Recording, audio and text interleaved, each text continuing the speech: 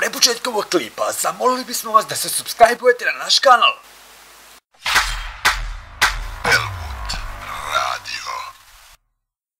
Pevač Toni Cetinski je u novembru prošle godine svojim automobilom naletao na Ibrahima Kevljanina, za koje kaže da je već ležao na zemlji, a sada je otkrio nove detalje nesreće. Išao sam 8 na sat. Nažalost, mojih dušmana i neprijatelja, već dugo godina živim uredan život, nisam bio ni drogiran, ni pijan. Kažem, na njihovu žalost, a sada šta će naći? Čovek je definitivno ležao na putu. Najbolje je pričekati da bude službeno i onda da mogu da kažem da mi je duša na mestu, rekao je Toni Cetinski za In magazin.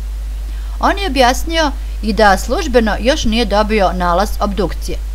Svestan sam i dobro znam šta se dogodilo i očekujem da će to biti onako kako treba, po pravdi.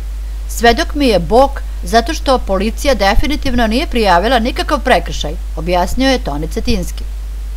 A mnogi su ovom pevaču zamerili zato što nije bio na sahrani stradalog Ibrahima Kevljanina. Nisam mogao da skupim snage, ne mogu, uopšte nisam u Rovinju, niti u Istri i nisam dobro.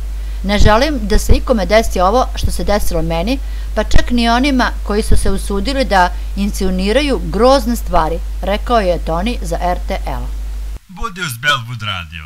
Prijavi se ili klikni subscribe.